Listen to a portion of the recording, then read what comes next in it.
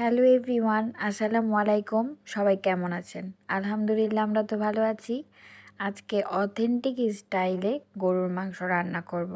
একেবারে সরিষার তেল দিয়ে বাটা মশলা করে নিয়েছিলাম, আদা রসুন, তারপর এটাতে অ্যাড করে দিয়েছি। আর তারপর এখানে দিয়েছি হলুদ গুঁড়ো আর মরিচ গুঁড়ো, সব কিছু একসাথে হাতে মেখে বসিয়ে দিয়েছি।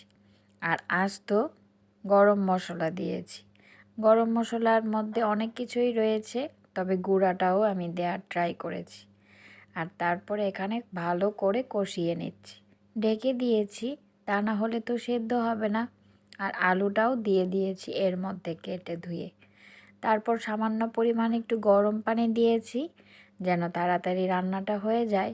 তবে গরুর মাংস যখনই রান্না করবেন তখনই খেয়াল রাখবেন এটা ডিমা আছে, একেবারে অল্প আছে চুলাতে অনেকক্ষণ বসিয়ে রাখবেন, তাহলে দেখবেন অটোমেটিকলি সেদ্ধ হয়ে গেছে।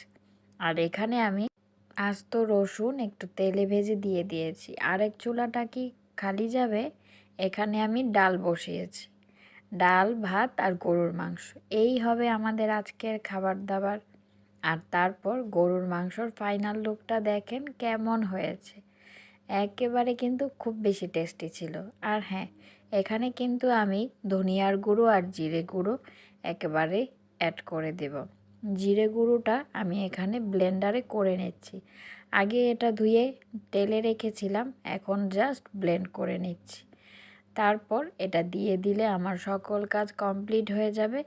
আর এর মধ্যে তো আমি ধনিয়ার গুঁড়ো আগেই অ্যাড করেছি। আর তারপর চলে এলাম আবারও রান্নাঘরে। এটাতে ধনিয়ার গুঁড়োটা তো দিয়েছি, টেস্টটা করে নেব। আর জিরের গুঁড়োটাও অ্যাড করে দিলাম। তারপর টেস্টটা কিন্তু দ্বিগুণ পরিমাণে বেড়ে গেছে। আর এত সুন্দর একটা ফ্লেভার আসছিল, না খেলে তো আর আপনারা বুঝবেন না। তবে এর জন্য বাসায় একবার হলেও ট্রাই করবেন, মাস্ট বি। এরকম স্টাইলে গরুর মাংস খেতে হলে মাস্ট বি আপনাদের সরিষার তেলে অবশ্যই রান্না করতে হবে আর বাটা মশলা ইউজ করতে হবে, তাহলে দেখবেন রান্নার স্বাদটা অনেক পরিমাণে বেড়ে গেছে। আর এরকম স্টাইলের গরুর মাংসটা কিন্তু বেসিক্যালি ভাতের সাথে, পরোটার সাথে, রুটির সাথে, চালের রুটির সাথে, সকল কিছুর সাথে খেতে খুব বেশি টেস্টি লাগে।